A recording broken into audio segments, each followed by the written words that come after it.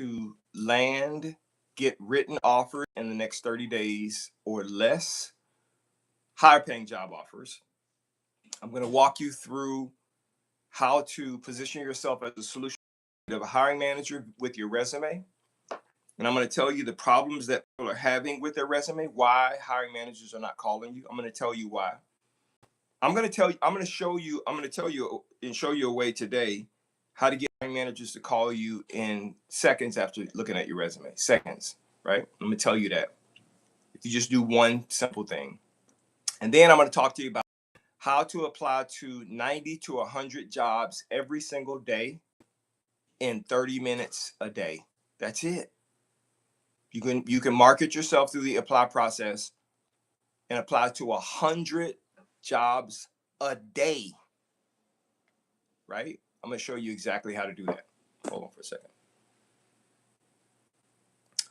And then I am going to walk you through the interview process so you understand exactly what the interview is all about. And you can stop blowing it in interviews by not doing what hiring managers are looking for in the interview. Most people have no idea what the interview is all about. And then I'm going to talk to you about how to get $2,000 to $10,000 more from every written offer you get. Now, if you follow exactly what I'm sharing with you, you will stop getting rejected by hiring managers and get more interviews. You will stop looking for jobs, being able to find the jobs that perfectly match what you want and what you want to make. You will stop losing out on opportunities by blowing it in your interviews, and you will stop being lowballed for your offers. I'm going to show you how to do all of that in the next 60 minutes. So what I want you to do is just grab something to write with, maybe grab a coffee like me, and get ready, because I'm going to share this information with you. If you're ready, if you're serious about having a written job offer, not a interview, not a verbal offer. I'm talking about a written job offer where a hiring manager has said to you, yes, I want you to get started, and you have a definitive start date. If you're ready to see that happen for yourself and your family, type ready in the chat.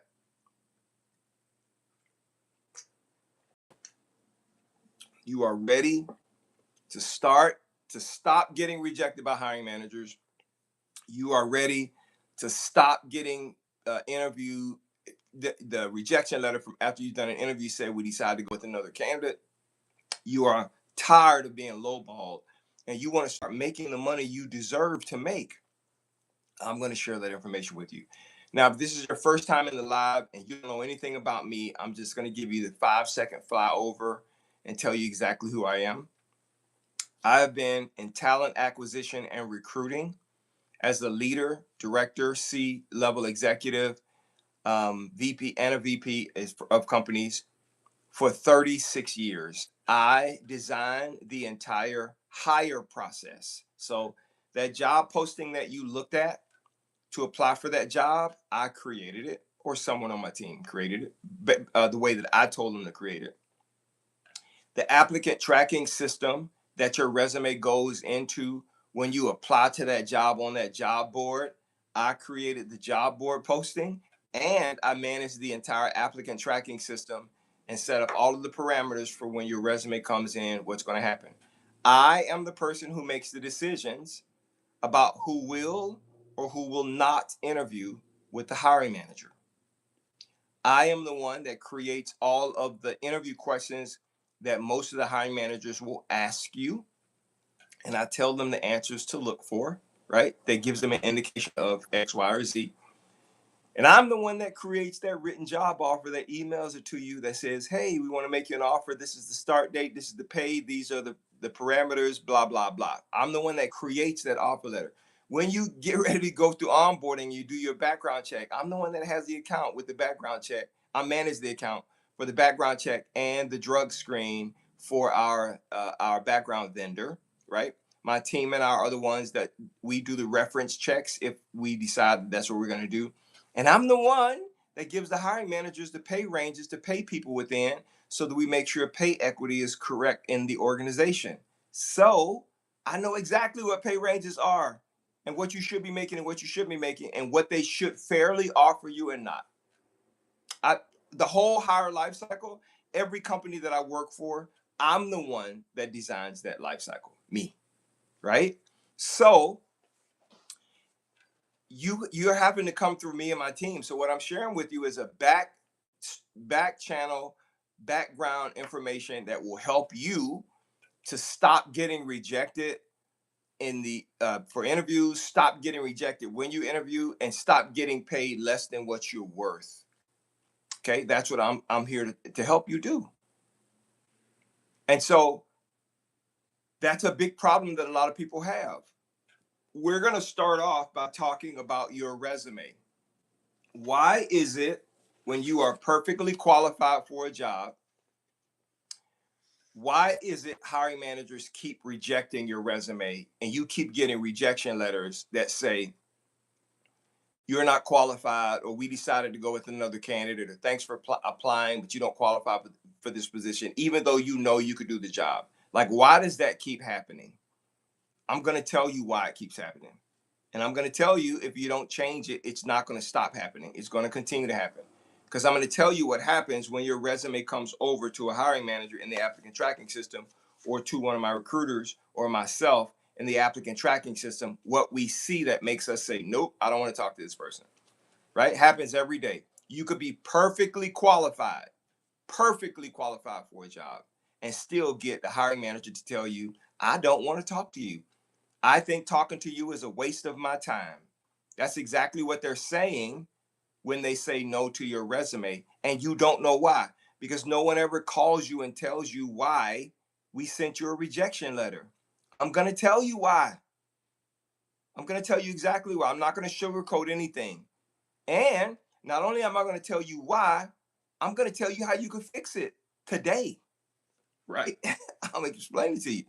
So the hiring process, this is how it goes from front end to back end, and then I'm going to tell you about your resume. A hiring manager comes to me and says, I have a need. I need to hire somebody for this particular role. Maybe the position was vacated because somebody got promoted or terminated or quit, right? Or maybe we had an increase in business and they needed someone else to do X, Y, or Z, right? The hiring manager can't do everything. And the people they have on their team currently, they can't do everything. So we have more volume than we do hands to help, all right? So they come to me and say, Daniel, I got to hire somebody. And I'll sit down with them and I'll go over everything with them and tell me what you're looking for, what's going on. I create the job description for them. They approve it. We talk about the pay range. So now we got all that set. Then I tell them, okay, I'm going to post the position. First, we post it in our applicant tracking system. Our applicant tracking system is connected to our career site on our website. And it's also connected to the job boards that we want it to be connected to. The job boards that we are connected to for the most companies: LinkedIn, ZipRecruiter, and Indeed.com. There may be more like Glassdoor and Hire Me, or all kind of other job boards, but the main ones are like LinkedIn, ZipRecruiter, and Indeed.com. So let's just, for this example, let's keep it there. So I then go into the applicant tracking system, post the position. Now, before I post the position, I click all of the buttons that are necessary that says, when a person applied, this is what I want to see, this is what I don't want to see, add this, add that. This is the rejection letter. If I disposition a person, say they're not qualified or the position is closed, this is what I do, all of that, right? So I set all of it up, then I publish that job posting. That job posting now goes out to the job boards. It usually goes out to the job boards 4 to 6 hours after I post it in our applicant tracking system, and it goes onto our career site. Then you see it and you look at it and you make a decision based on what you see, if it's worth your time applying for the job. Okay. If I do not post this position correctly, if I do not answer your questions with respect to this posting, you are not going to apply to this job. You're not. So every candidate is just like a hiring manager from that perspective. You won't apply to a job if you don't see what you want to see. If that job does not communicate how it is going to solve your personal, financial, professional problem, you are not going to apply. How do I know that? Because when I got started in recruiting over 30 years ago, you would call me and ask me the same question over and over again. What is this job doing? Where is the job located? How much does it pay? And if I come up to your office to fill out this application, what are my chances for getting an interview and getting hired? I got that question thousands of times until a light bulb went off. Oh, this is what every candidate wants to see before they apply to my jobs. So I started changing my job posting to answer those questions before you ask. That changed everything. It turned me into an efficient, effective, high volume recruiter. And I was filling up call centers, tech support centers, hospitals, clinics all over the country, logistics, warehouses all over the country, faster than anybody else can do it. Right? I changed one thing. I told you what you wanted to know before I expected you to apply. What is the what you want to know? You are trying to take care of you and your family. And you want to know, how much does this job pay, man? Stop putting this information out here and not telling me that. Where is this job going to be located? I am not going to drive 3 hours one way for a job. Right? What do you want me to do? And I see it's a customer service position, but if you want me to sell, I'm not selling. Right? You were trying to get a solution to your professional problem. And you were telling me that. And many recruiters, even now, almost 30, 36, 37 years later, they are, when you see a job posting, they're still not answering your questions because they don't know what you want. They don't know why you're not applying to jobs. And so whenever I go work for an organization and they tell me, well, Daniel, we have low applicant count, I simply say, okay, let me see what your job postings look like. Right? And then they show them to me and I say, in 10 seconds, I could tell them. This is why nobody's applying to your job. It's because you're telling everyone about what you want and you're not. Okay. I want y'all to listen to me now because this is important. I tell hiring managers and C-level executives, this is the reason why nobody's applying to your stupid job. I tell them this. Your job description tells everyone what you want, but it doesn't tell the candidate what they're going to get. So nobody's going to apply to your job because that candidate doesn't care about you. They can care less about this company, right? You think they care about this company. It's important to you, but they don't work here, so they don't care anything about it, right? So if you don't tell candidates, this is what I tell hiring managers and VPs and C-level executives. So if you don't resolve to tell candidates exactly what they are going to get if they apply for this job, they won't apply. And guess what? They shouldn't apply. They shouldn't. And then they say to me, well, we do tell them. And I say, show me where in your job description and in your job postings you are telling candidates what they're going to get if they decide to come work here. Tell me, show me. And no one can show me. Why? Because it's not there. You can go look at job descriptions right now on LinkedIn and it will be a mystery to you. Okay, I know what they want me to do, but what do I get? And I tell hiring managers, stop it.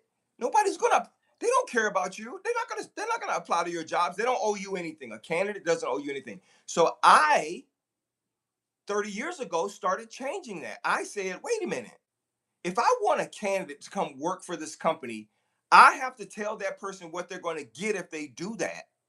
I can tell them what I want them to have, but if they have it, I need to tell them what they get. Now, I want to make sure I'm tracking. If what you are going to gain by getting the job is important to you, type yes in the chat. That is important to me. Hiring managers need to start telling me what I get before I leave my house and come to their job. What am I getting? Like, what are you giving me? Stop trying to expect me to become your SLAVE for free.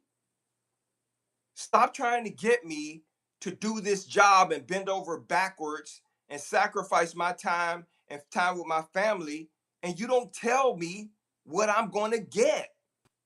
What am I getting? Right? If that's important to you, type yes in the chat. I see you guys are typing yes on all other platforms. Yes, that's important.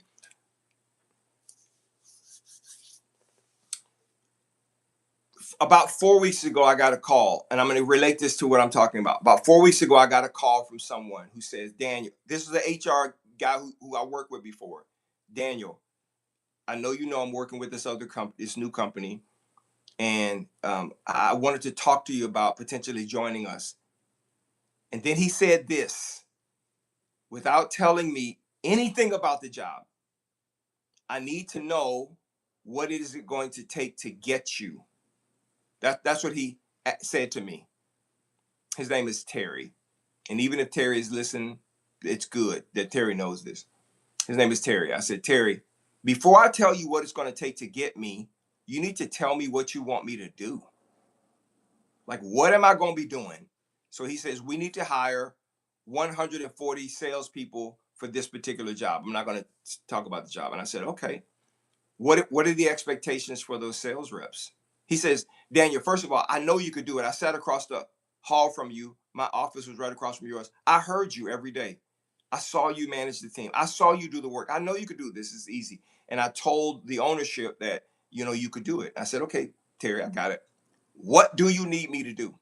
We need you to hire 140 people in the next year, and we want to hire about that many every year for the next 5 years. I said, okay, good. No problem. That's easy. I can do that.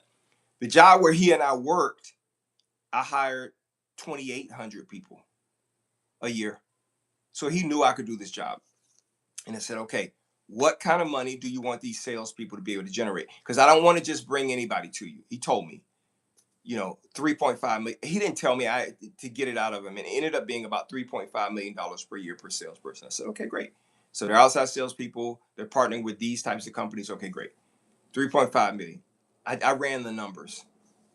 I said, okay, what they want me to do, this is what they want me to do. They want me to hire 140 salespeople at 3.5 million, $420 million in annual revenue. Every year increase for the next 5 years. $420 million. And then he says, okay, now that you know that, what is it going to take to get you? I said, what are you guys offering? Right? Like, what are you offering? I think he said something like 150. I said, well, you need to find somebody else because I'm not a $150,000 guy. Not for that. You're telling me you want me to generate $420 million a year in sales for the company through these individuals. You already told me I can do it because you've seen my work. And you guys are trying to offer me 150. Man, go somewhere else. Go somewhere else, man. Go somewhere else. I'm not that guy. So he says, what is it going to take? And I told him. He says, Dan, I don't know if I can sell that. I said, well, keep doing what you're doing. Because I'm not coming to work for you guys for $150,000 a year and you want me to produce that kind of result. Tell me what I'm going to get and is it worth my time? I'm not even leaving my house. You want me to generate $420 million for you and you want to pay 150 grand? Man, go somewhere else, man. That's the problem that hiring managers have when it comes to you. They're telling you to do all this work and they're not telling you what they're going to pay you. They're paying you pennies. That shouldn't happen. That should not be happening. So how can you stop that from happening? I'm going to tell you how. I'm going to tell you exactly how. I'm going to tell you how a hiring manager, when they see you, they're going to say, oh my goodness, I got to offer this person the top end of the pay, the max. I want this person to accomplish this, and I need to be paying them the top end.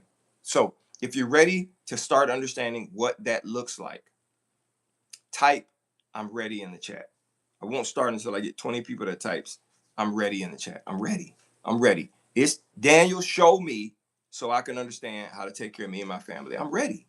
Tired of getting rejected. I am tired of people telling me I'm not qualified when I know I can do the job. I'm sick and tired. I'm sick and tired. I'm sick and tired of getting lowballed. I'm sick and tired of getting rejected from interviews. I'm tired of it. So I'm going to tell you how to do that. If you type I'm ready in the chat. Okay, so it looks like I'm tracking. We got people typing I'm ready in the chat. That's awesome. All right, so check this out. Step one.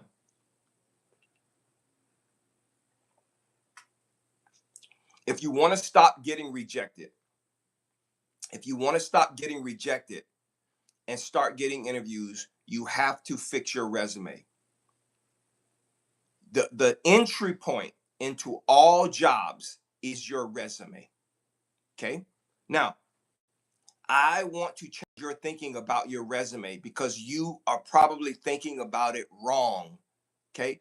Now, you think your resume is a historical document that shows all of the things you've done in your work history. That's what you think. Thank you, Aurora. Thank you, Aurora, for joining the fan club. You think your resume is a historical document that shows your work history. That's what you think that is. Your resume has one job. One. It only has one job. And that job is to get you an interview. That's the only, it's not to prove anything to anybody.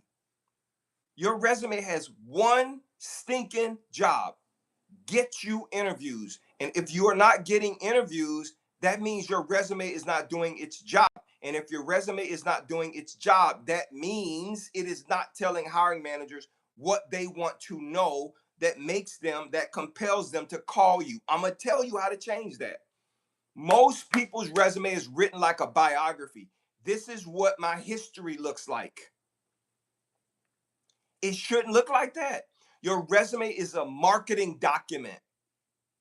It is supposed to show the hiring manager how you are the solution to their problem. That's what your resume is supposed to do. And 99% of people's resumes do not do that well. Okay? It should not. Now, I'm going to tell you how to get 50%, 60%, 10x, 20 times more hiring managers calling you in seconds by just changing a couple things on your resume. I'm going to tell you, but you can't think about your resume like it is a biography. You got to stop thinking about my resume is designed to show my work history. It's not. That's not what your resume is supposed to do. Everybody tells you that, but that's not. I'm a recruiter.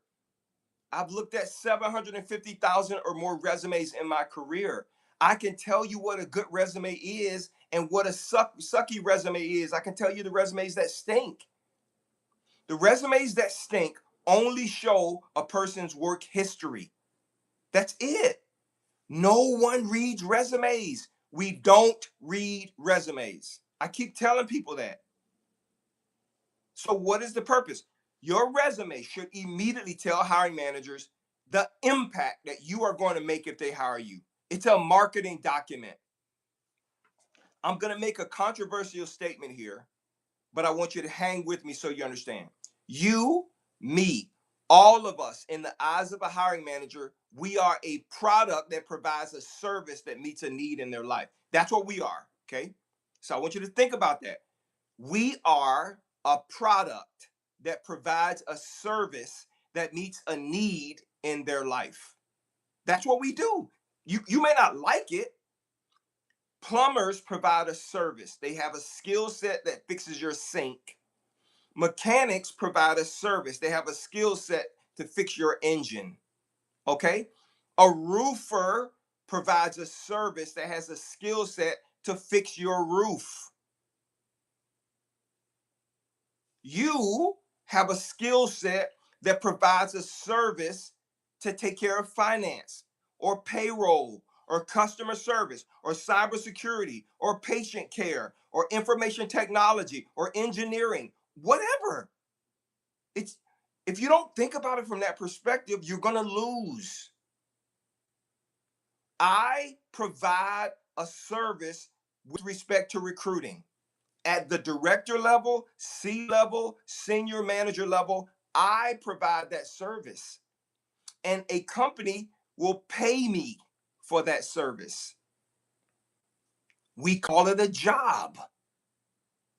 So they will hire me if they believe I can be the solution, if I can provide the service to solve their problem. If you're in sales, you're providing a service to increase revenue.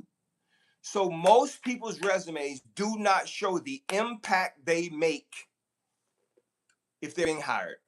They only show the history of the work they've done. and they're expecting hiring managers to interpret that. They're not going to do it. It's not going to happen. When people join my Fast Track program, that's my program where I walk people through getting job offers in 30 days or less. This is one of the first things I share with them. We have to fix your resume to show hiring managers how you are going to help them to get whatever it is they want done. You're not uh, you're not a like a product in the sense that you're a pen. But this pen does something for me. The reason why I purchased this pen is because it does something for me. This pen provides something for me. This product gives me the opportunity to take what's in my brain and put it on a piece of paper that I can now see with my eyes. That's the purpose of this pen, and it's the reason why I purchased it. If this pen did not communicate to me, you understand my point, that that's what it does for me, I wouldn't buy it. So, if I were to ask you the question, what impact does your position make on a company? Could you answer it? What service do you provide for a company? Could you answer it? Could you tell a hiring manager that in 3 seconds, right? Let me give you an example of a couple. If you are in cybersecurity, right? You help to protect the organization from cyber threats, data breaches, and financial loss by strengthening their security posture. Is that on your resume? Oh, it's not? Okay. What if you are in customer service? I help increase customer satisfaction, retention, and brand loyalty by delivering fast, effective, and solutions-based focused support. Is that on your resume? Oh, it's not. That's why people are not calling you. You have to understand that your resume, the moment somebody picks it up, a hiring manager is looking for something. And this is what they're thinking. How on God's green earth is this person going to help me? I'm going to tell you how I found it out. I'm going to tell you how I learned it. Remember, I told you that you would not apply to my job if I didn't tell you what you wanted to know? I learned that because you were telling me over and over and over again, you were asking me the same question. I used to get frustrated with candidates who said, well, what is the job paying? Where's it located? What will I be doing? What if I come up there and fill out an application? Like, am I going to be able to get the job? Over and over again. And I realized, wait a minute, I'm being selfish. They're asking me these questions for a reason. And guess what? Real talk, they should know it. They should know. They should know these answers. So when I started changing my job postings to answer those questions right up front, before I expect you to give me a call, let me say that again. Before I expect you to give me a call, I answer your questions. And if my questions satisfied what you were looking to get from me, that's when you would apply. I get 400 people to apply in a 48 to 72 hour time frame just because I answer your questions. Okay? That's how I became a high impact, high volume recruiter and why I got promoted so fast through the system after this happened. Okay? Helped me to build one of the largest customer service call centers in the country because I knew how to attract your attention and get you to apply to a job. Then I had to start working on these crazy hiring managers. Okay. And again, this is my term of endearment. I don't think they're crazy. I just think some of them are challenged, right? Hiring manager, I was working as a senior recruiter in a customer service call center about 28 years ago. And I was submitting your resume the way you send it to me. And hiring manager, I would have a conversation with you and you would tell me all of the work you've done. I would say, wow, you're a perfect fit. And then I would tell you, I'm going to get you an interview. And then I would submit your resume to the hiring manager and they would tell me, Nap, don't want to talk to that person. Send me more people, Dan. And I'm like, what? I just talked to this person. What you told me you wanted someone to do, this person can do it. Like, what are you talking? Like, why are you rejecting this person? I used to think they didn't like me. Like, I'm in the HR department. I thought they had a problem with HR. They didn't like me. So they were making my job harder because they didn't like me. Go get me more candidates, Daniel. Just give me more people. I don't want to talk to that person. Get me more people. Right? Frustrated me. So I went to my HR director and said, hey, I'm having challenges here. Like, I showed her the resumes. I said, these are the resumes I'm submitting for the hiring manager. I'm submitting them with these notes so they can see everything about the person. And the hiring manager's telling me no. That frustrates me. And she said this. She was a little short lady, about 5'1", short hair, sister. She said to me, hey, ask them again. Just ask them again. I said, why do I need to ask them again? They've already told me in the beginning what they wanted. I showed them what it is they want. What do you mean ask them again? She said, just try it. Ask them again. So I did. She was my manager. So I said, okay. So I went and asked them, sat out in the conference room, had a conversation. And they started doing the same thing you did, right? They were telling me over and over again, Daniel, I'm sure that the people that you're submitting, they're good people. That's what they would say to me. They're good people, but I just don't see what you're saying about them. And then I would say, what are you talking about? You don't see it. I just gave you the notes and I gave you the resume. And they would say this, I hear what you're saying, but I don't see what you're saying. I just don't see it. And once I heard that over and over again, I said, okay, what do you want to see? That's what I asked them. And they told me. And then a light bulb went off. Oh, wait.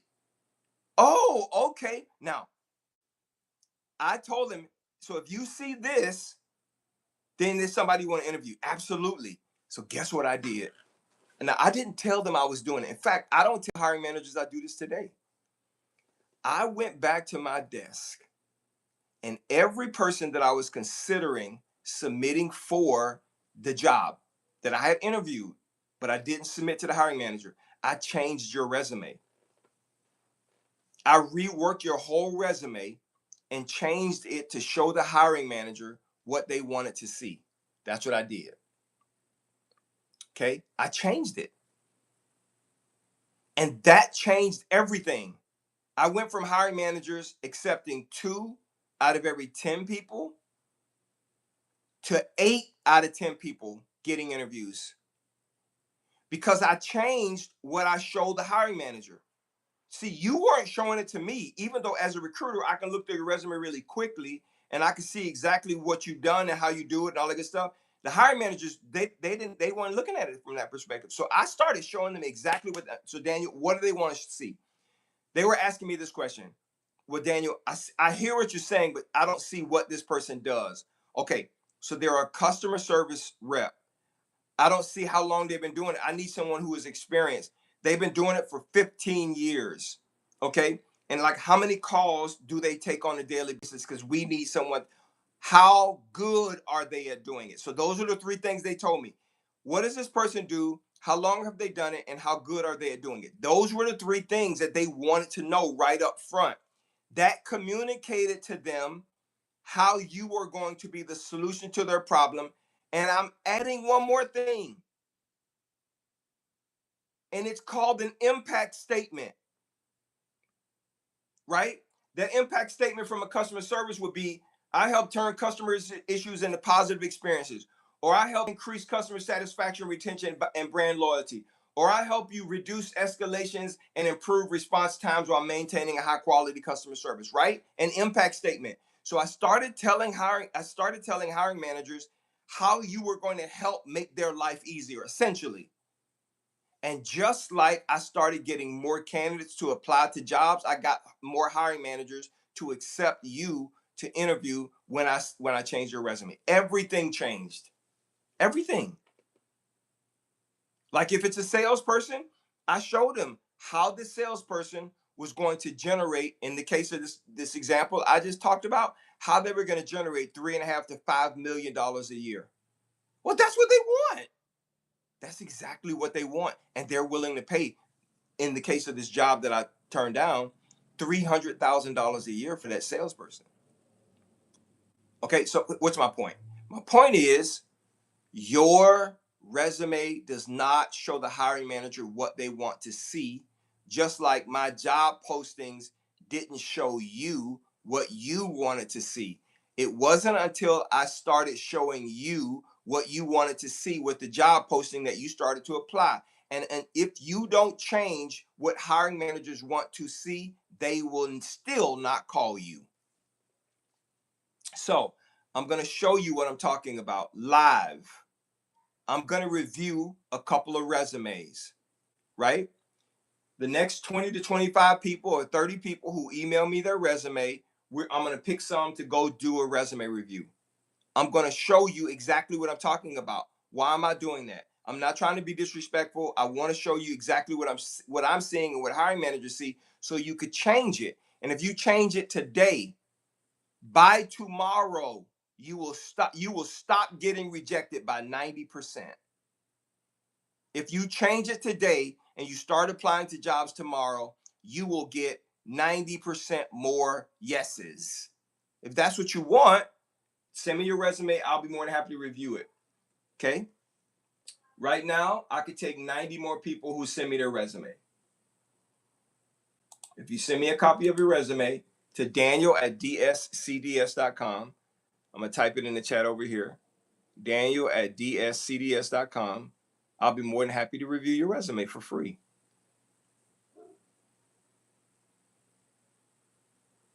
So all you have to do is email it to me. It's right here, daniel@dscds.com on TikTok. I just pinned it in the chat on Instagram, and on YouTube, it's daniel@dscds.com. daniel@dscds.com. daniel@dscds.com. And I see you guys on YouTube. You're chatting as well. Okay? daniel@dscds.com.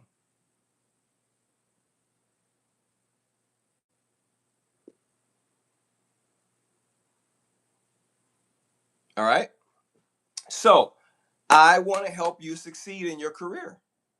How do you do that? If you don't have a resume that shows hiring managers the impact that you make, okay, the impact that you make, then nothing's going to happen. Kim says before revised resume, it was a 5 out of 10. Now it's definitely a 10 out of 10. Thank you. You're welcome. And by the way, I'll respond to your resume and tell you what needs to be changed. I have no expectation that people will use what it is I offer. I'm going to tell you what to change. I'm going to tell you, add this, take this away, tweak this. I'm going to tell you. Now, you could do it yourself. If you can write, if you know what to put in to enter, do it. If you decide you want me to do it, then there is an option there. But I have zero expectation that people will use my option. None. I don't have an expectation of that. Okay? So I'm only telling you this because I know what hiring managers want to see.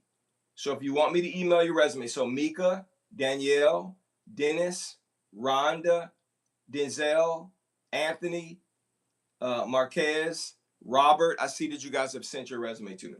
Okay. So I'm going to grab my iPad Pro. I'm sorry, I shouldn't be saying iPad Pro. I'm not trying to flex. I'm going to grab my iPad and I'm going to pull up my email account. Okay. And I am going to do free resume reviews. I'm going to review your resume for free right now. Okay. So if you want me to review your resume, all you got to do is email it to me. And I'm going to tell you what it is I see. All right. So let me also tell you this before I start reviewing resumes. Let me tell you there's a few components or parts of the resume that's important. Okay. The first thing is important is hiring managers want to know 3 things about you before they reach out to you or they have recruiting or talent acquisition reach out to you.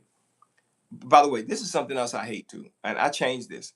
So hiring managers will say, review resumes and send them to me and I'll tell you who I want to interview. I don't like that.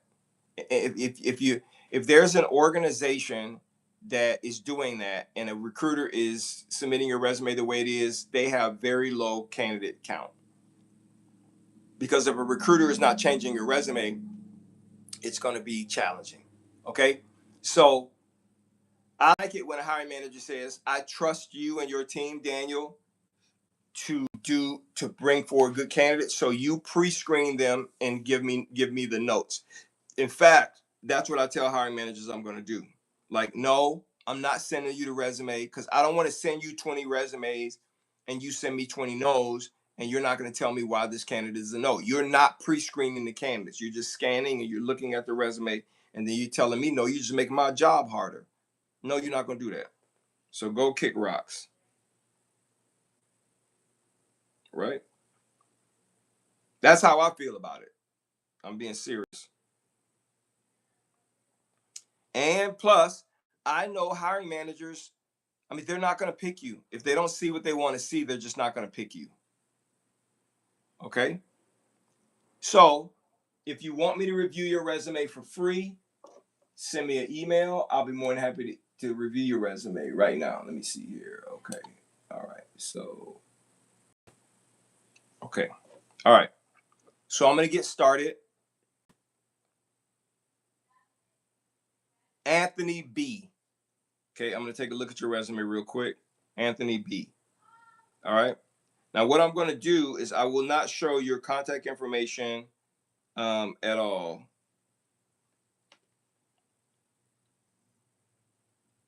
Okay, let me see here. What's going on over here? All right. I will not show your contact information at all. And I see you guys are sending your resume. Hillary, James, Trisha, Christian, Ozzy, Kayla, Pam. I see you guys are sending it. So Anthony B. All right. So I'm gonna review several resumes for free.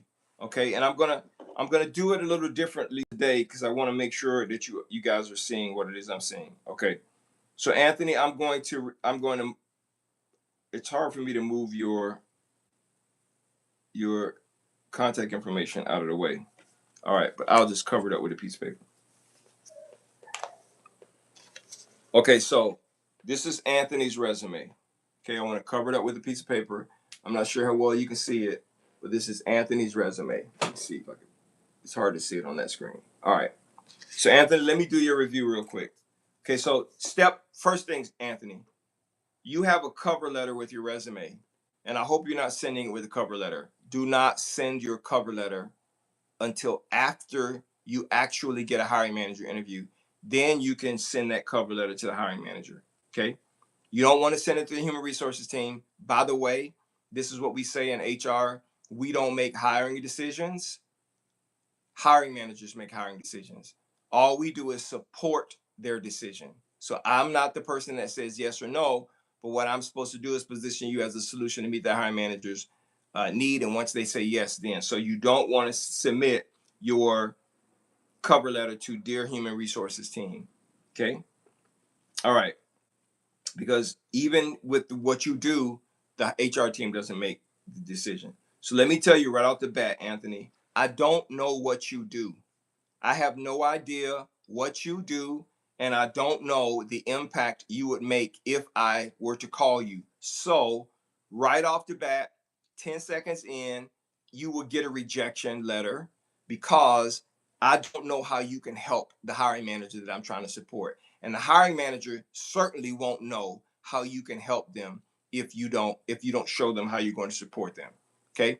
So this is right off the bat. Now, because I have been in recruiting for 36 years, I can look through your resume in like 2 seconds and tell you exactly what you do. So I see that you're a senior multi-location property manager, and I also see you were a regional manager in maybe apartment communities. Okay, but Anthony, how big are the communities that you manage? You don't even have that here. Like it's a 400 unit community, and what kind of lease revenues were you getting? What was the budget you managed? You don't even have none of that here. How will a hiring manager know if you can help them if none of that is here? It's like going to a store and picking up a shirt with no price tag, with no label that tells you the material. Okay, let me tell you this. Let me explain something to you. This is a classic example. Anthony, again, I'm not trying to be disrespectful. When you are using your resume, it has to be used as a marketing document. And I'm gonna give you a comparison here, and then I'm gonna go on to the next resume. Let me give you the comparison. When you are looking at Nike, and Nike wants you to buy one of their shoes, Nike doesn't describe their shoe as it's made of rubber, and canvas and has shoelaces. Buy me. That's not how Nike markets its product. It doesn't tell you about the material and how it was made. It tells you this: if you buy this shoe, we will help you run faster, jump higher, and win in life. So Nike doesn't tell you what the shoe is made of, it tells you what you get if you get the shoe. The high impact it will make in your life if you get the shoe. Okay, I want to make sure I'm tracking. If that makes sense to you, type in chat, got it. Got it. Nike tells you that if you buy our shoe, you will win. They do that better than any other brand. What impact, Anthony, will hiring managers get if they hire you? You don't even tell them how many units you've managed. As a regional property manager, you don't tell them how many multi-unit properties you've managed.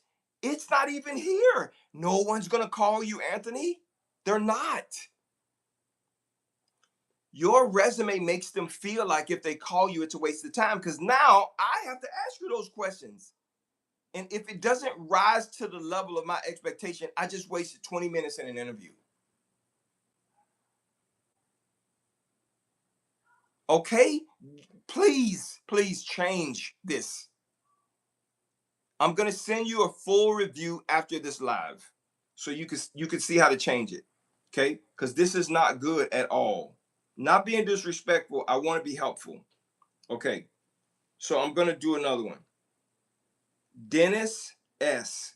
Dennis S. No, I mean Danielle R. Danielle R. Okay. So this is Danielle R. Okay. I'm going to move the name up. Okay. So Danielle, look. Okay, I'm gonna try to show it to you guys. It's hard to see it on YouTube, but I'm trying to show it this way. Maybe if I do it this way, I don't know. Okay. All right, there you go. All right, you should be able to see it now. All right, so check this out. So let me tell you the first issue you have, and I want everybody to listen to me. You don't make an impact by putting a summary statement.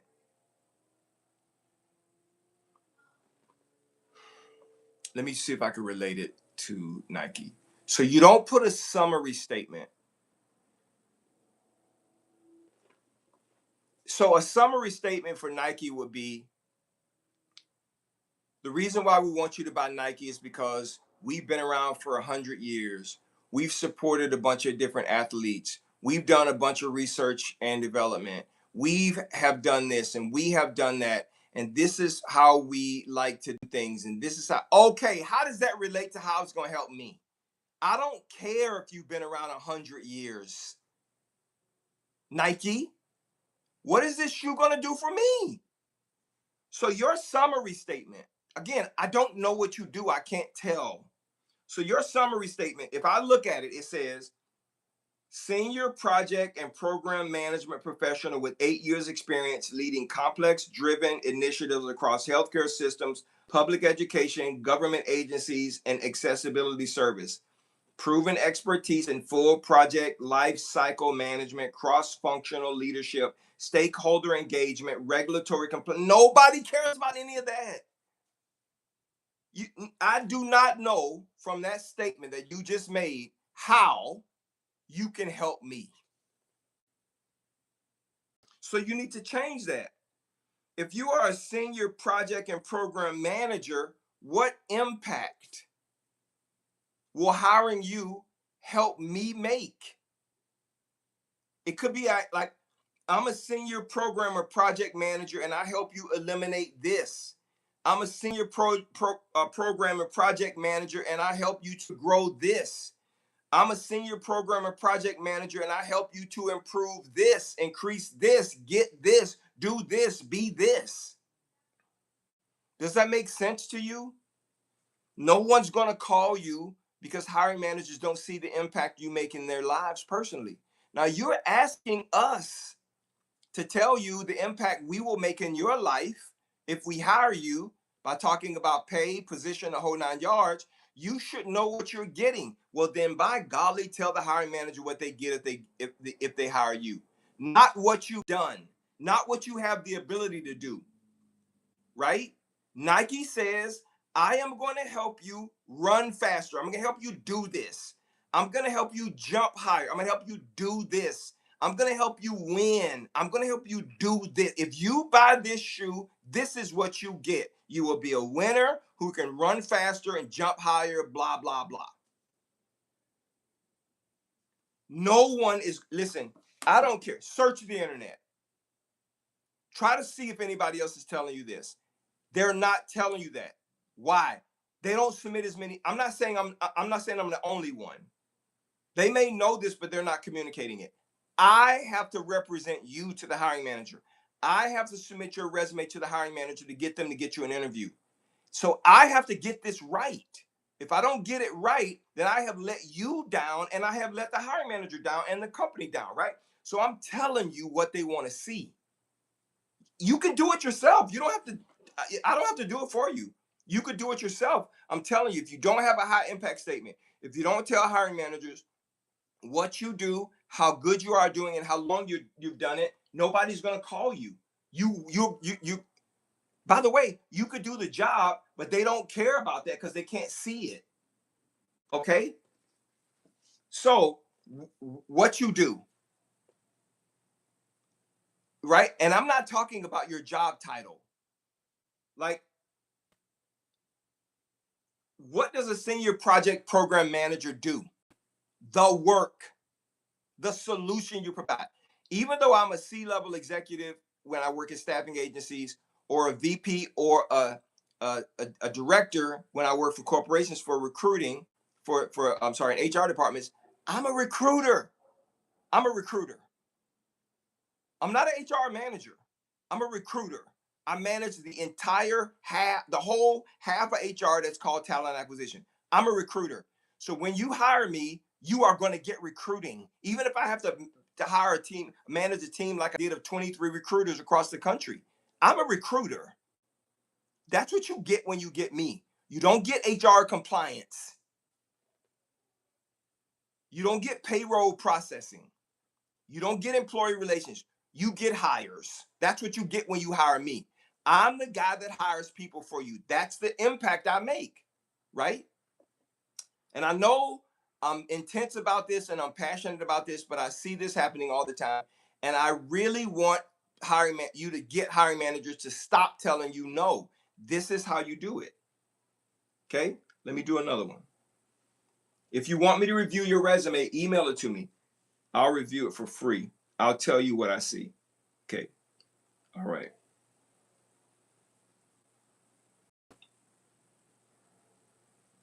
Marquez D.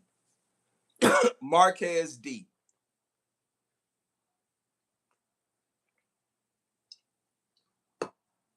Marquez D. All right. I'm going to push. All right. This is a classic mistake that a lot of people make. So first of all, Marquez, I don't know what you do either. And I certainly don't know the impact you can make. I have no idea. Okay, I'm gonna explain to you what I mean. Okay, hold on. All right. The first thing you put, and many of you do this exact same thing. This is a mistake. You're leading this resume off with your education. Okay, you have your education right up front. Now I know why you do that. I know why candidates do that. See, you think that shows value and makes hiring managers select you. It doesn't. They don't care. The first thing they care about is not your education. Your education supports the how you can help them, the what you can do. So stop putting your education up front. That's peacocking. Look at me, look at me, look at me. I've went and got this bachelor's degree, this master's degree, this PhD. Nobody cares about that. The owner of Nike, Phil Knight, what is his education level? You don't care. You just care about that shoe. Will the shoe his company designs help me jump higher, run faster, and win? You don't care. You guys think I'm joking. I'm very serious. Hiring managers don't care about your education like that. It's important to you, and it is important to get, but it is not a selling point, which is why you can have a degree in one field and work in a completely different career field. We don't care about your education. Okay? We don't. So stop front loading your resume with your education. Put it all the way down at the bottom after your experience as proof that your expertise is supported by your expectation, by your education, not led by your education. Now, what you put here is you have a bachelor's degree in mass communication. Like, what do you want to do then? Because if I look through your work history, you're an unloader, a stocker, a student recruiter, a dry machine operator. What are you trying to do? Like, I'm gonna give you guys a secret. For those of you who are new grads, this is what I do with new grads. If you know a college that needs help, I go to colleges, and I'm not telling you, just you can send them to my page. I go to colleges and I talk to colleges about this. Students are there, college graduates are like, well, how am I going to break into the workforce? Okay, with this degree, let's say it's a mass communication degree. What I want you to think about is, what problem does this mass communication degree allow me through the education? What does it allow me to solve? What problem, right? What fix? Let's say it's IT or human resources or whatever. What problem does it allow me? Okay, and then you're going to front load it. So you're going to say, you might say something like, I am a mass communication graduate who helps companies achieve this result. Okay. I am an IT, information technology. Okay, I'll give you a good example. I am a cybersecurity graduate, a new cybersecurity graduate. Follow me here. I am a new cybersecurity graduate, and I help you protect your organization from cyber threats, data breaches, and financial losses by strengthening and updating your security posture. This is a 22-year-old graduate. If you said it like that, the hiring manager will be like, okay, I need to talk to you because I need to see what this cybersecurity degree has helped you to learn that can help me. If you say it like that, I'm a cybersecurity graduate, like you're just graduating from college. I'm a cybersecurity graduate, and I help you identify vulnerabilities, migrate risk, and implement proactive security strategies that safeguard critical assets. Do you get? I'm talking about a college person who ain't got no experience. You just told the hiring manager how you can help them, and your degree pushes you towards that solution. Do you get it? Do you get it? This is what I tell grads. When I go speak at colleges and universities and high schools, this is what I tell them. And they just run right past people who have been in the industry for 20 years. Why? Because hiring managers don't care about your 20 years experience. They only care about if you can solve their problem. That's all they care about. So I tell college grads, you need to tell them how you're the solution to their problem. Y'all, if I'm preaching here, tell me amen. Come on now. I'm trying to tell y'all the truth. Type amen in the chat if it makes sense to you. Amen. So you got this mass communication degree. How is it going to help somebody? You just graduated with your human resources degree, right? You just got your SHRM certificate. You're an HR. Your resume needs to say, I'm an HR professional and I help you ensure compliance. I strengthen your workplace culture and I align talent strategies with business objectives. That's what I help you do. I'm an HR professional and I help you build high performance teams, improve employee engagement, and reduce turnover through strategic HR initiatives. That's what you are. You understand? That's what you help companies do. And if you're not telling companies that, they're going to tell you bye-bye. So yes, I'm going to look at a few more resumes. Send me your resume. If you want me to review your resume for free, now or after the live, I'll review it right now. Let me take another one. Let me do some more. I'm trying to give you guys major game here. All right. Mika. Mika W. Mika W. Okay. All right. Mika.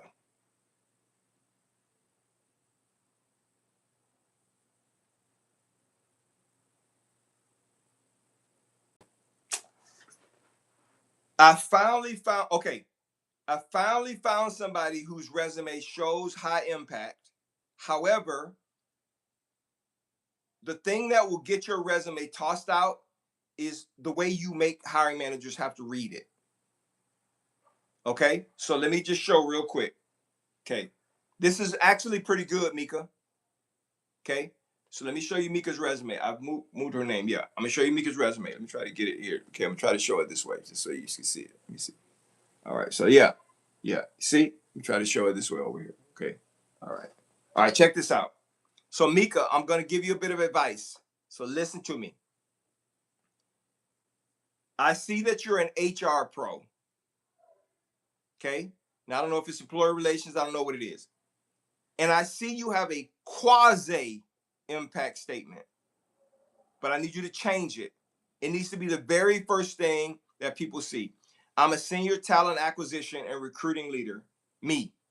I'm a senior talent acquisition and recruiting leader with 35 years experience, and I help attract, evaluate, and hire top talent faster while reducing time to fill and improving quality hires. Right? Hire 4,000 to 6,000 people every single year. That's what my headline and high impact statement says. Okay, so you're an HR professional with 8 years evaluating employee relations, talent acquisition, and performance management across manufacturing and listed. You're a trusted advisor to leaders supporting workforces of 100 to 460 employees.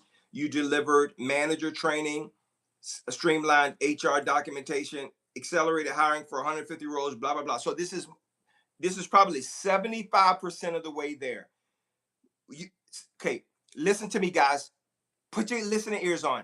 Stop talking about what you've done and start talking about what you do. I'm going to show you example. Stop telling people what you've done and start telling them what you do. People poop on what you've done. They don't care. They flush it down the toilet. I don't care what you did for somebody else. What can you do for me? So that statement will be, I'm an HR professional with 8 years of experience and I evaluate employee relations. You understand? Not evaluating. I evaluate employee relations, talent acquisition, and I improve performance management across manufacturing and logistics. I am a trusted advisor to leaders and I support workforces of 100 to 460 employees. I deliver manager training, I streamline HR documentation, and I lead onboarding, benefits, LOA, FMLA, the whole 9 yards. I accelerate hiring for 150 roles, blah, blah. You understand? Does that make sense? See, I didn't talk about what you did. I used what you did to talk about what you can do. I ought to get up and dance a little bit. You understand? That's what I'm saying. You got to stop talking about what you did and start telling people what you can do. I hire 4,000 to 6,000 people a year. That's what I do as a talent acquisition leader. Stop writing it in terms of what you've done. Start talking about how what you've done has positioned you to do what you do now. If that makes sense to you, type in the chat, all right. Y'all gonna make me put on some music and dance in here, because that's what you're supposed to be doing.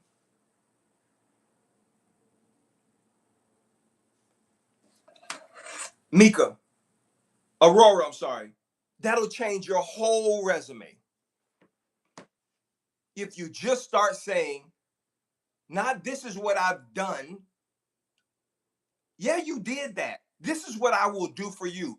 I will hire 4,000 to 6,000 people per year. I will manage a large team of recruiters, 23 or more. I will build a 2,000 person call center for you. I will hire all of your C-level executives. I will make sure you hire the best directors. I will make sure all of your positions are filled 100%.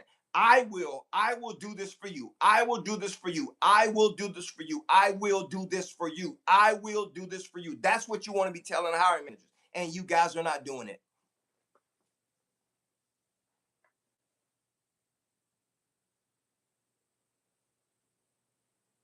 You got to start telling hiring, because that's what they want to know. The moment they pick up your resume, they're asking themselves, what does this person do and how does it relate to what I need someone to do?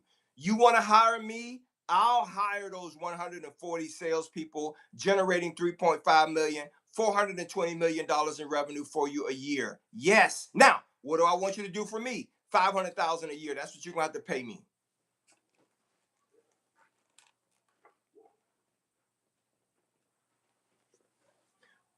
Dan, I don't think we can do that. We'll go find somebody else. I'm not being arrogant, right? I just showed them how I am going to provide value for them, and there is a value I want to. That's why you get lowballed. That's why people give you the low end of the pay range. It's because you're not showing them your value. If I'm talking good here, let me hear the church say, preach. Type in the chat, preach. Keep on preaching now. I'm about to do another resume.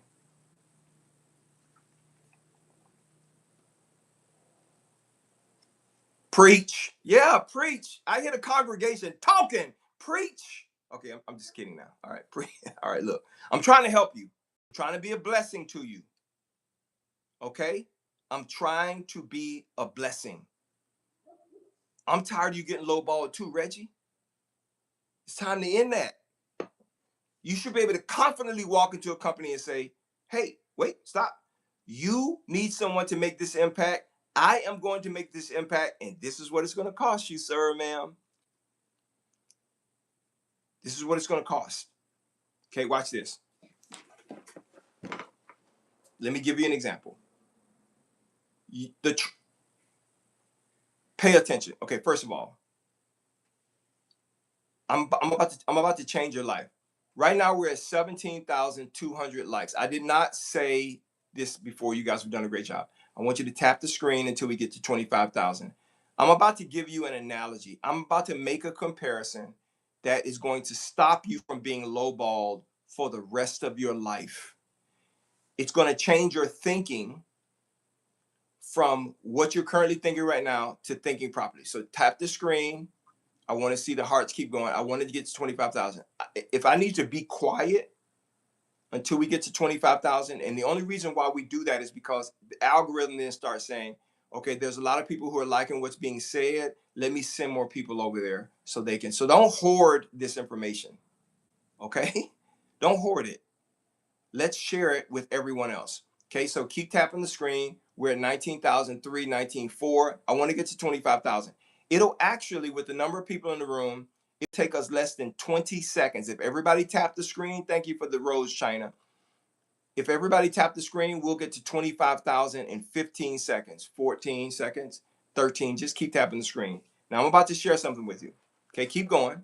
We're almost there. I will not talk and tell you this until we get to 25,000. That's all I'm asking. I'm going to give this to you. All I want you to do is do this. Check this out.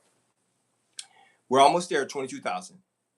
What I'm about to share with you, it is going to stop you from getting lowballed for the rest of your life. In fact, if you are currently working in a job right now, we're at 25,000. If you're currently working in a job right now, and you feel like you're being underpaid, I'm going to show you how to change it. Check this out.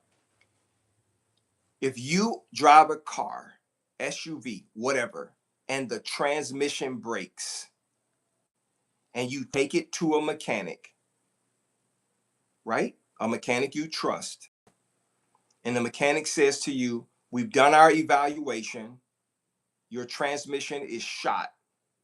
If you want us to fix it, it's going to cost you $4,000. Now, while that $4,000 might be an ouch to you,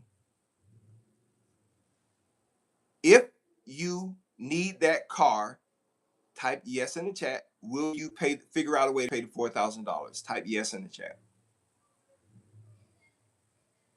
Type yes in the chat if you will figure out a way. If you need that car, you need it for work, you need it to get around, you need it to do whatever you need to do to improve your life. You are going to figure out a way to get $4,000 to pay for that transmission. So you've taken your car to the mechanic. The mechanic told you the transmission is broken. They showed you proof of that. They then said, for us to fix it, it'll take us about a week. It's going to cost you $4,000. I hear you guys saying, yes, I'm gonna figure out a way to pay that 4,000 to get that 4,000. Right. Now, why is it? See, what you just told the mechanic is this car means a lot to me, and I am willing to pay what's necessary to have you fix it. Okay. If $4,000 is the number, because I trust you, if $4,000 is the number, you got it. Okay. You're going to pay that $4,000. You're going to get your car fixed. The value you get is not the transmission. The value you get is you get to continue to travel around. The value for the service the mechanic got is $4,000. So they used their skill to get you to pay them $4,000. Why did I tell that company $150,000 is not going to work for me? Why did I say that? Because what they are asking me to do does not compare to the value they're asking me to bring. You've already said you know I can do it. You want me to generate $420 million through the hires for you. You're not going to pay me $150. That's lowballing me. Okay? I'm not doing that. So you do the same thing. When you understand from a hiring manager's perspective, this is what you want me to do. Payroll. You want me to process payroll for 5,000 people every 2 weeks. Sales. You want me to generate $12 million in revenue every single year. Customer service. You want me to answer 90 to 100 calls with a six-minute call time every single day, 5 days a week on my shift, first, second, or third shift. Right? Right? 8, nursing. If you want me to see 30 patients a day, whatever that looks like, they're asking you, can you fix my transmission? You need to go back to them and say, yep, this is what it's going to cost to do it. And based on how much they trust you based on the interview and how much they need that done, they are going to give you what you want. My last 2 jobs, I got $10,000 more than the max offer for both jobs. 10,000 more for both jobs. Okay? Why? Because when they told me what they needed done, I told them how I can get it done, and they hired me and they trusted me and believed me. And guess what? In both cases, one company had this problem had existed for 16 years. It took me 4 months to fix it. The last company that I was with, this problem had existed for 7 years, and it took me 6 months to fix it. You understand? You have to start looking at it from that perspective, and people will not lowball you. Listen, it's not my job to make sure you understand what it's going to cost. You need to figure that out, because this is the price to get me to do this job, to provide this service for you. Now I want you guys to understand that, okay? So I'm gonna do a couple more resumes. I see you guys are sending me your resumes. Let me see here. So I have, let me see here. Naftali, Taiwo, Ted, Keisha Daniels, Andre Abu, Andreas, RJ, Kenvi, China, Danielle, Juliet, Agent. Okay, so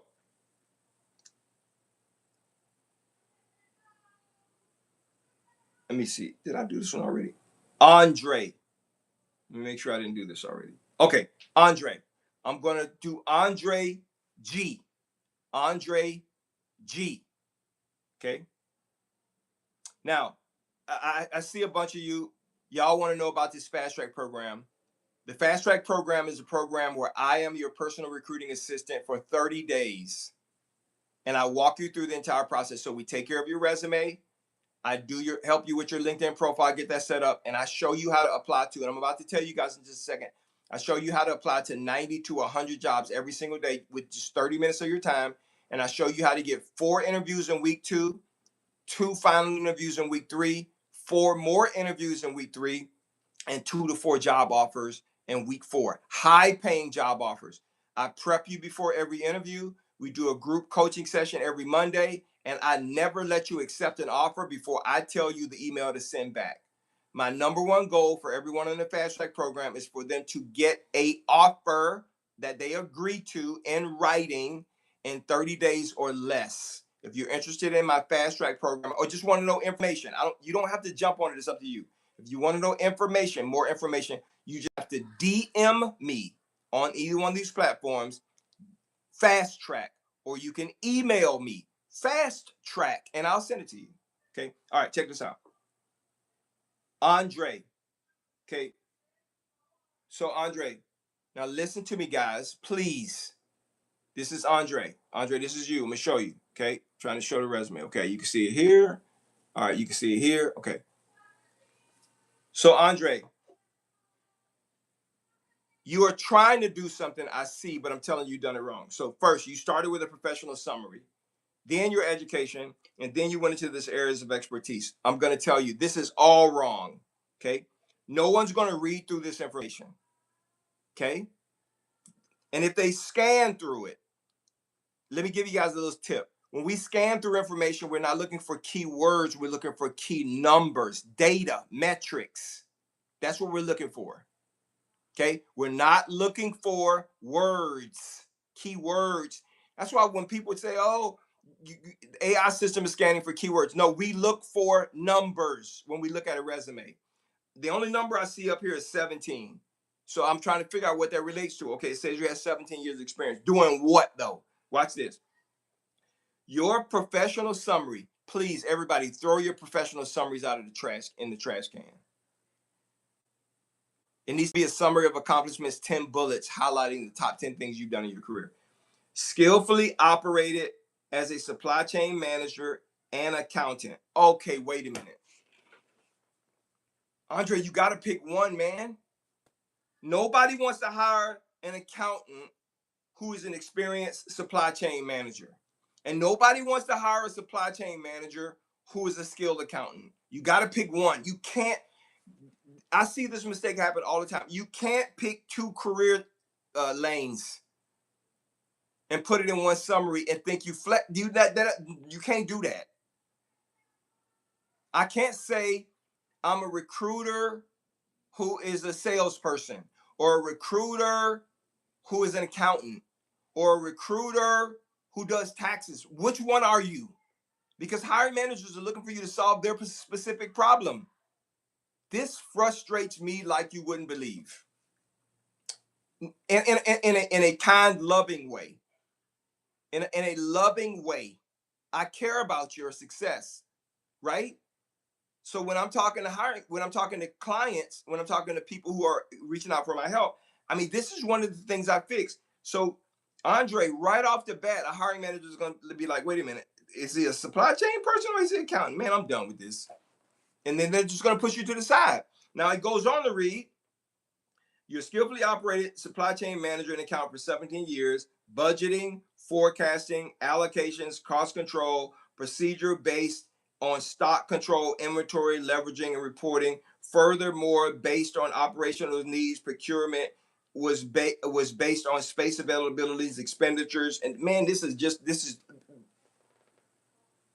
I don't want to be disrespectful. This is not good. You will not get called. No one will call you. I don't care if you apply to 20,000 jobs with this resume. No one will call you.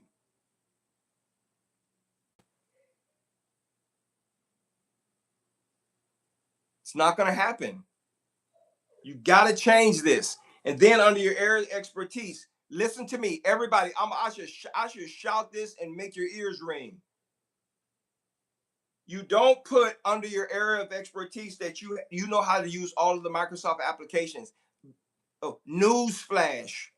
We know everybody knows how to use Microsoft Office applications.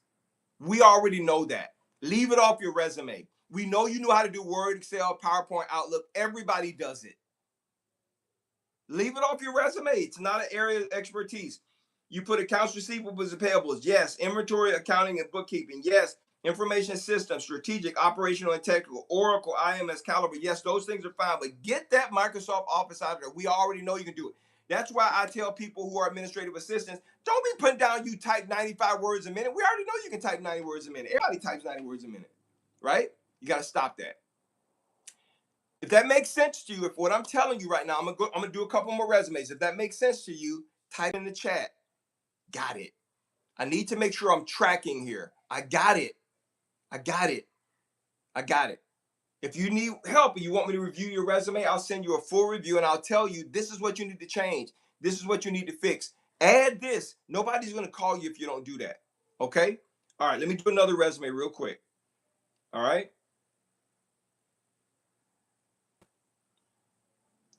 Ted C.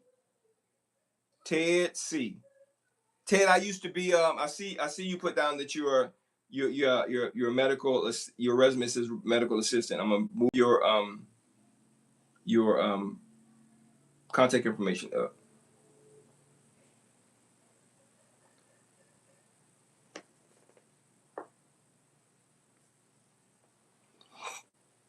Nobody's going to call you. They're not going to call you. They're not. So, number one,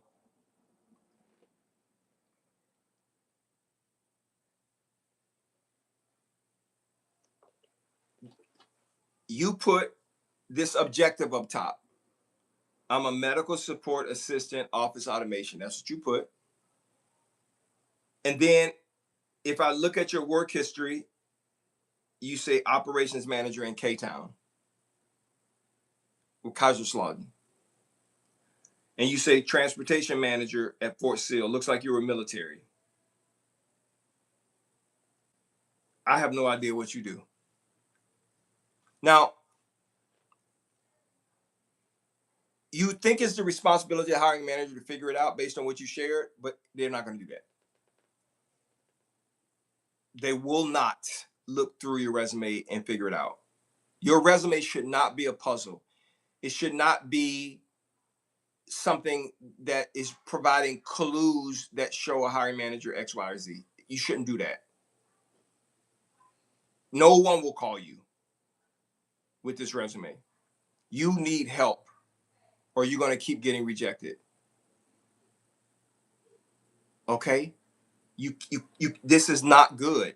There are no metrics, there are no numbers. I don't know what kind of expertise you have.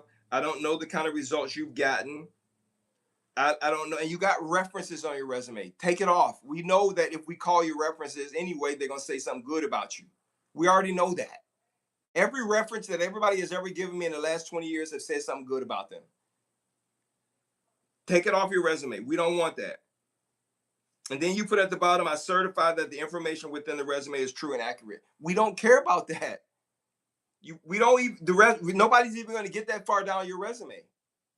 See, people think we read the whole resume. We don't. We're only looking for certain things. And if we don't see that with our eyes, if we don't see it when we're looking at the computer screen, it's over for you.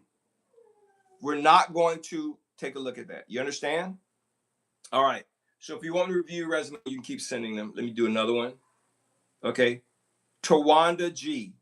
Tawanda G. Tawanda G.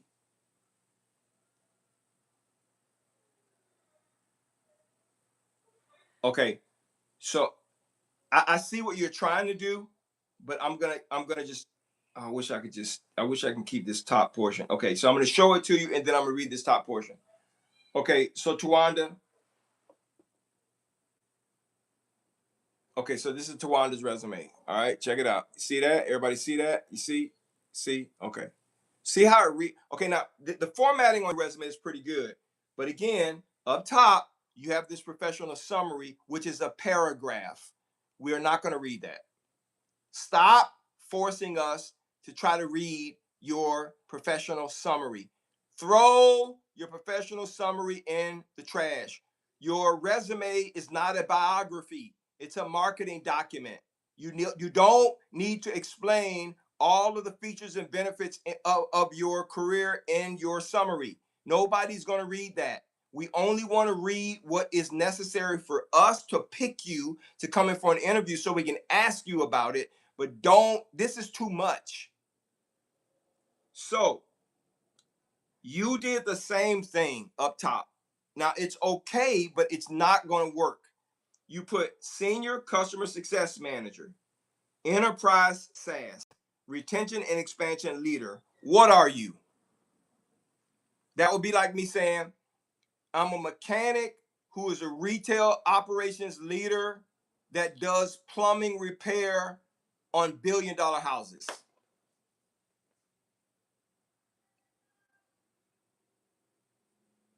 You got to pick a lane and stay in it, or you're going to run into the retainer wall, right? No one, I can't tell what you do.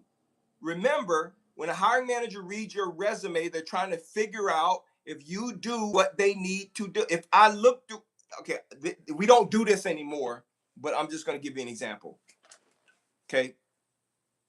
Because we Google everything now. But let me just give you an example. So when years ago, how many of you remember the yellow pages? Type yes if you remember the yellow pages. Yes, you remember the yellow pages. If you remember the yellow pages, type yes. Okay, yellow pages. Used to be a big old thick telephone book. And we didn't have cell phones where you can Google people's information and get their contact information. Like if I want to know if a store is open or a restaurant is open, I could just Google it and Google Maps and it'll tell me if it's open or I can Google it. So for those of you who remember yellow pages, okay, check this out.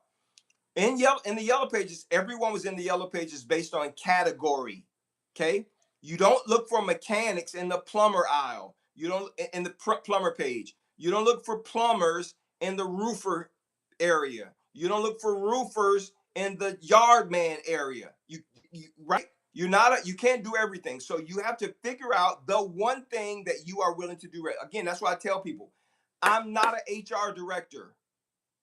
I'm a talent acquisition expert. I'm a recruiter.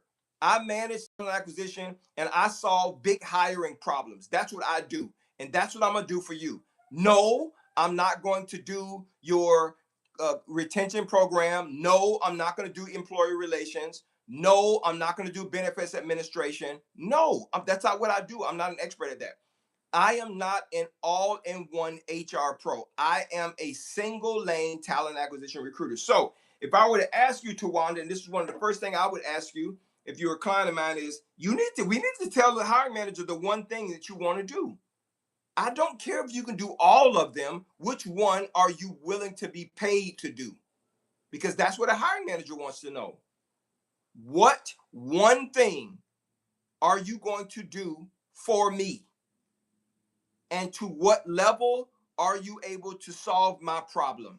So you need to say, I am a senior customer success manager, and I help you to turn customer issues into proactive experiences and strengthen relationships that drive repeat business. I've been doing that for 10 years. And as a customer success manager, how many people do you take care of on an annual basis? If you don't tell people in your captivating headline what you do, how long you've done it, how good you are doing it, and make a high impact statement right after that, it's over for you. And if your resume is not written like that, it's over. I don't care if you've been making $100,000 a year and you slip through the cracks with another company. Now you're back in the job market. It's 2026. You got to figure out the one thing you want to do, and you got to start showing hiring managers. Now, if I scroll into your resume, I start to see things like 70 here, 93% accuracy here, 15% here, 23% here, 85% there. You're starting to get it right down there, but nobody's going to even get down to the bottom. You can't get down to the bottom of the ice cream cup if the top of the cup tastes nasty. Excuse my analogy. Okay. If that makes sense to you, type in the chat. That makes sense. Pick one thing. What is the thing you're an expert at? That makes sense to you. Just type makes sense. I'm going to do another resume review. If you want me to review your resume, I'll be more than happy to do that. I see Shamila, Michael, Hillary, Stephanie, Augustus, Pam. You sent information about the fast track. Tawanda, we just did yours. Naftali, Taywo. If you want me to review your resume for free, just email it to me. I'll send it to you. Abu A. Abu A. Looks like it's Minar. Okay.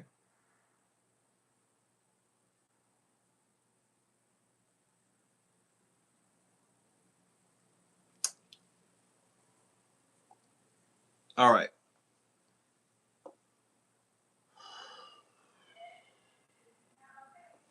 So, same thing. Let me get it here. Take a look here. Take a look here. Let me make sure you can see it. Okay. Take a look here. Take a look here. All right. Good. See? All right. Check it out. Same thing. Yours starts with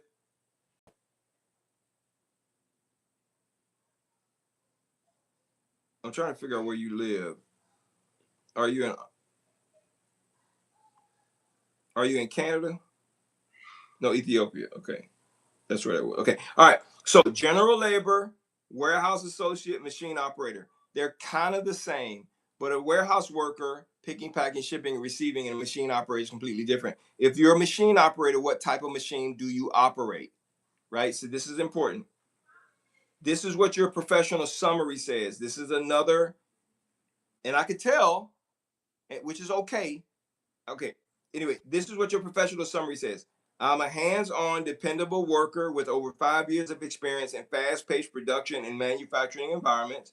I've worked alongside machine operators, handled heavy materials, and kept production lines moving, all while keeping safety front of mind. I pick things up quickly, take pride in a clean and organized workspace, and bring a positive attitude every single day. Now that I've settled in to this place you are, I'm excited to bring that same work ethic to a Canadian team and grow from there. I do this. I do that. I want this. I want that. I have this. I have that. I am this. I am that. And what hiring manager is saying, what is the I doing for me? It needs to say, I can do, I have done, I will do, I will make, I will accomplish, I will help you, I will do this for you. Or no one's going to call you. No one's going to call you, Munir. If you want to change that, you guys got to listen to me. You got to change this. If you don't change it, it's not going to happen. So I'll come back to a couple of resumes in just a second, but I want to move on to the next part because we've been rolling for a minute here. I'm only going to go for another 30 minutes and that's it, I think. Right? Got to take my family to lunch. All right. So I've done a couple of resumes. I reviewed them. And I'm hoping that you guys are understanding what it is I'm sharing. If you want me to review your resume and tell you the things you need to add, subtract, multiply, divide to add to your resume, what you need to tweak, email it to me. I'll be more than happy to review your resume for free. Okay. And people ask me all the time, how much does it cost for a resume review? It's free. It's free. Okay. I don't charge anything to review resumes. All right. So let's talk about the next thing. So if you don't get this right, then applying to jobs is a waste of your time. Okay. So I'm going to tell you quickly how you can apply to 90 to 105 jobs. Thank you for joining the club, Tara.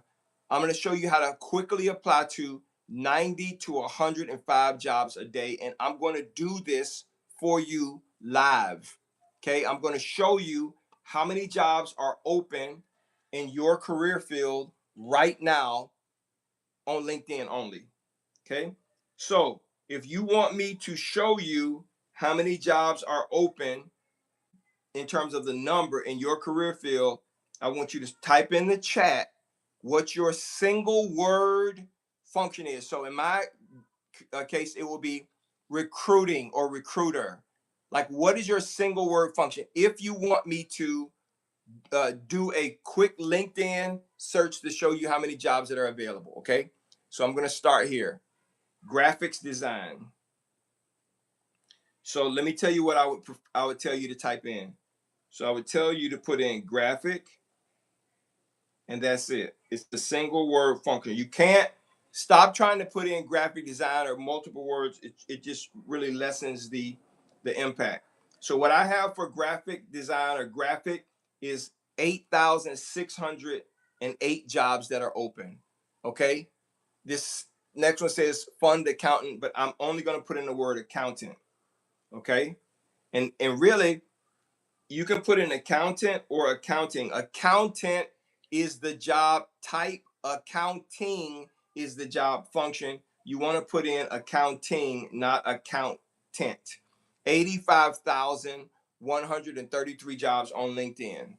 And then you can sort it by everything else and you can get to fund accountant. Okay, accountant is the job, right? Type. And then accounting is the, okay. So let me see here. Okay, so we got product analyst. All right, so what we type in first is we type in analyst, and then we can sort it by everything else. Analyst. Okay, under analyst, 68,811 open jobs on LinkedIn right now. Okay, research in what area? You need to tell me that more specifically. Construction laborer. Okay, so for a construction worker, I'm just going to put construction.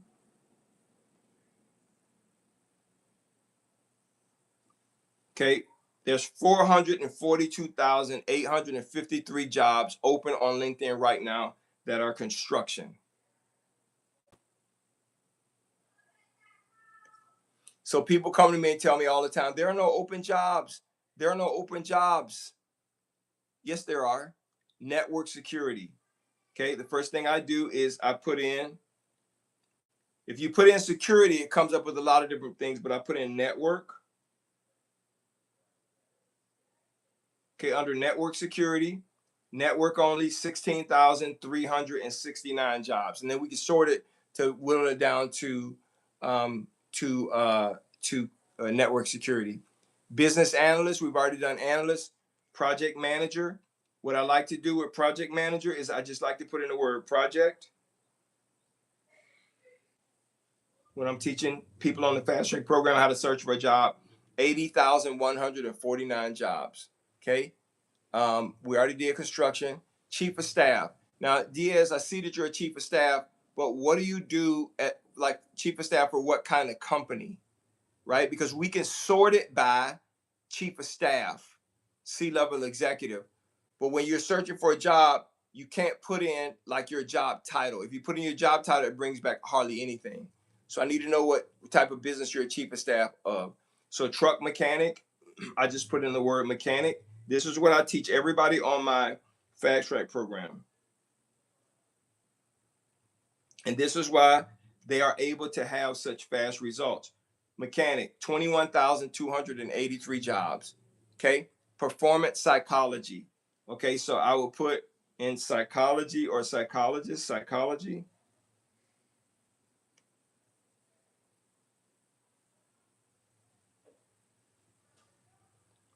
187,372 open jobs on LinkedIn. Okay. What about property manager? I always like to start with the word property only because that's single family, multifamily, just the word property. All right. 16,156 jobs right now on LinkedIn. All right. We've already done construction worker. All right. System engineer. So I'm going to put in the word engineer or engineering.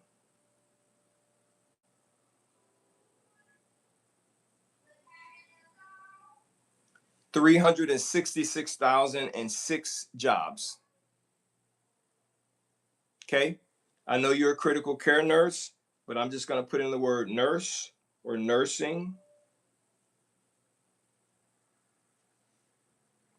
577,832 jobs nursing.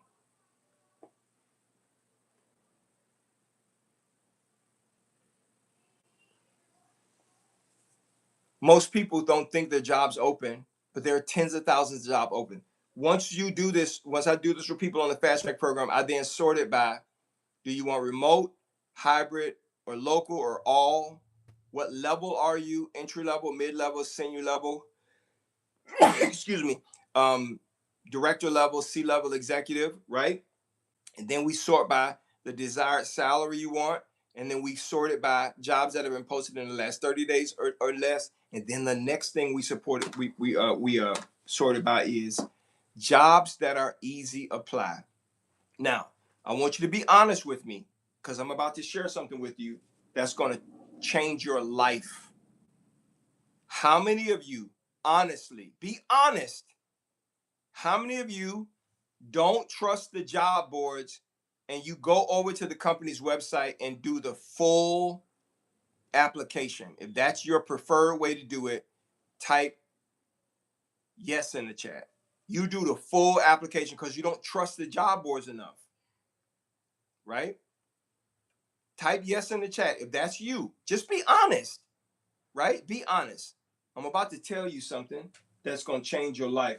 I am in the business of changing people's lives through making sure that you get a career that is aligned with what you want to do, making what you want to make. That's what I'm in the business of. As a recruiter, that's what I want to do. So watch this. I'm going to tell you something. You can get mad at me if you want to, but I'm just explaining to you exactly what's going on. So check this out. Never go off of a job board when you see an open job position and go to the company's website and fill out the application. Never do that. You are wasting your time. Wasting your time. What do you mean, Coach Daniel? I'm going to explain to you what I mean. Never, ever leave the job board where you see a job posted and go over to the company's website and fill out the full application. Don't do that. Apply through the job board. Only if it's easy apply. Okay, now let me explain to you why. If you want to know, right now we're at 34,600 likes. I'm about to tell you something. Let's tap the screen until we get to 40,000 because I'm about to share something with you that it's going to change everything for you. Now, why do I tell people to do easy apply? Why do I say easy apply jobs? Okay, so first, I am responsible for reporting on all of the statistics in the applicant tracking system. I report quarterly and annually all of the statistics. How many applications did we get? How many applications turned into interviews? How many of those interviews turned into hires? How many of those people are still with the company? How many people completed the application? How many people did not complete the application? I report on all of these things as part of KPIs every single quarter, every single year, right? It shows recruiter talent acquisition performance. So I know what happens when you fill out a long application or start filling out a long application. Come on, we're at 35.5. Let's get to 40,000. Just tap the screen. 75 people in the room. Tap the screen. And by the time you finish tapping the screen, 20 seconds, we'll be at 40,000. All right, check this out. So let me explain to you what happens with the application, okay? Now you've decided, I'm on LinkedIn. I see this job. I am going to go off of LinkedIn, go to the company's website, go to their career site because this job is more legit than what's on LinkedIn. Okay, so first of all, if you see a job posted on LinkedIn and you go to the company's career site and that job is not posted on the company's career site, that means that job is closed. It's filled. They're no longer hiring for it. So Daniel, why is the job still open on LinkedIn then? Why does it show as still open on LinkedIn? It's because LinkedIn, ZipRecruiter, and Indeed.com, they do not pull down our jobs until 30 to 60 days after we close them in our applicant tracking system, which removes them from our career site. The moment I close a position in the applicant tracking system, it immediately goes away from our career site, but it does not go off of LinkedIn, ZipRecruiter, and Indeed.com. If that's a surprise to you, type wow. Wow, I didn't know that. What? Yes. And there's nothing we can do about it.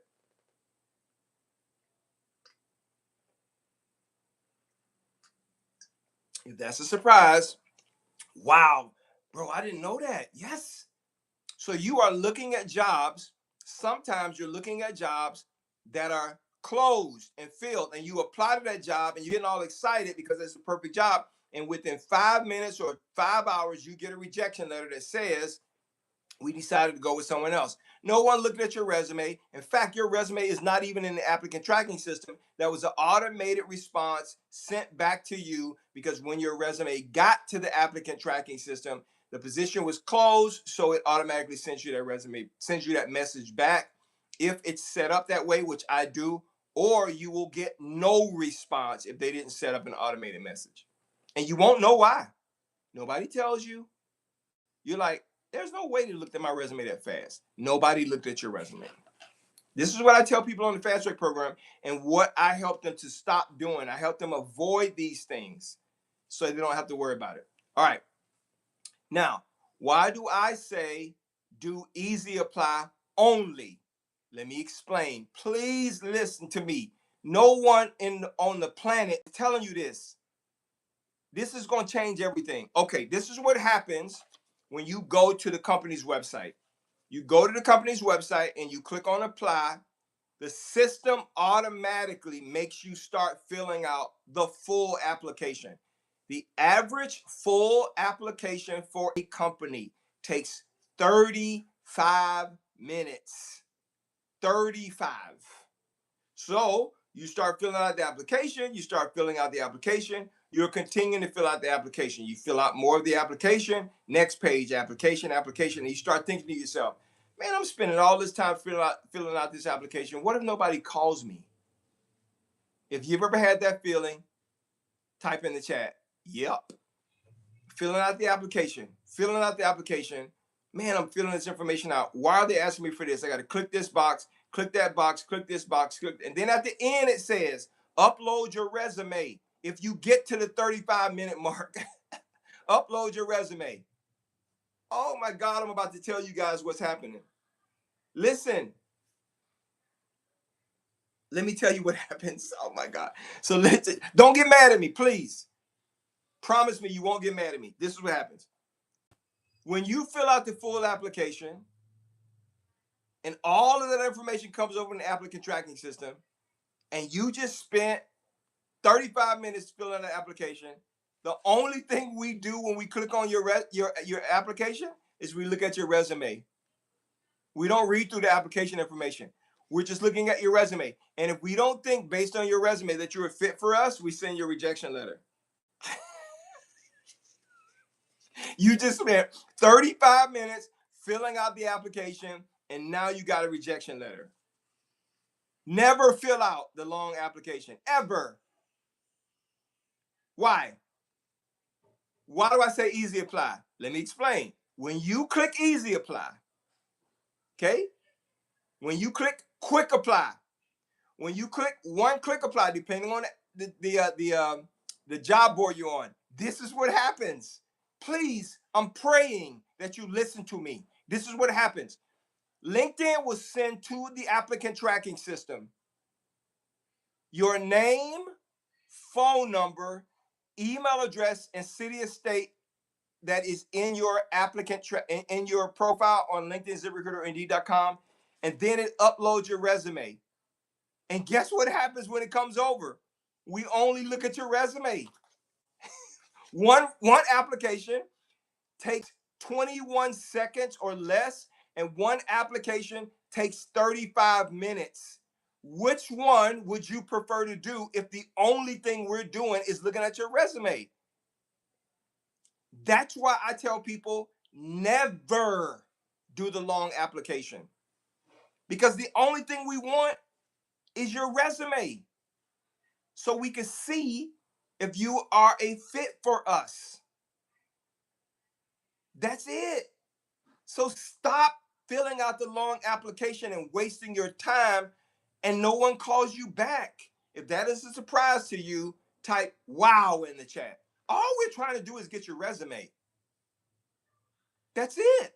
So stop doing the long application because you're wasting time. In fact, my KPIs tell me and have told me for the past 20 years, the average drop-off time from a person doing an application is 12 minutes. You stop doing the application in 12 minutes. So always do easy apply. On the Fast Track program, we only do easy apply applications, which is why we can do 630 applications a week in 30 minutes per day.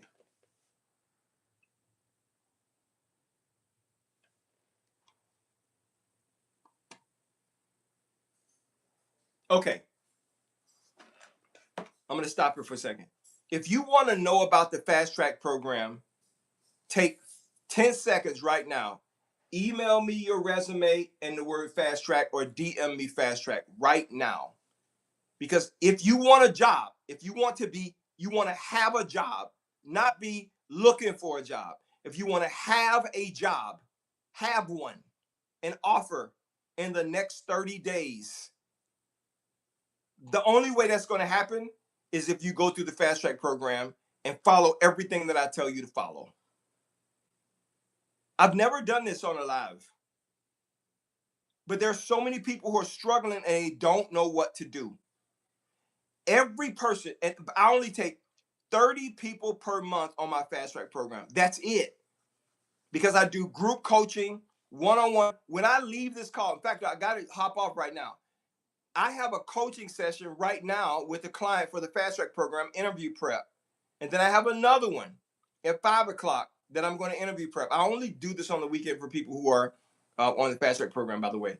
So I'm gonna prep this person at 2 o'clock right now. I'm gonna prep them for interviewing. They got a job on interview on Tuesday. Okay. I have another meeting right after that for a guy to set up their LinkedIn profile. So if you want to hop on the Fast Track program to get yourself a job, a high-paying job with a high-paying job offer, DM me or email me Fast Track. If you want me to review your resume for free, email me a copy of your resume to daniel@dscds.com. I'm going to try to come back on and do a live to finish the application process and how to apply for jobs, job interviews, and how to what 6 to 8 questions they're going to ask you and how to answer those questions. And then I want to try to come back to tell you how you can get $2,000 to $10,000 from every written job offer that you get. Everyone. Okay. So thank you guys so much for joining me for this live. Follow me if you want to know when I come on live again. I do live every single day, right? Sometimes it's at a different time, but I want to help you. Email me a copy of your resume if you want me to review it for free today. I will email. I could take another 60 people if you email me your resume. And if you want to know about the Fast Track program, DM me the word Fast Track or email me the word Fast Track. On the Fast Track, I take care of your resume and position it correctly. I help you with your LinkedIn profile. I walk you through a job search just like I did so you can see everything.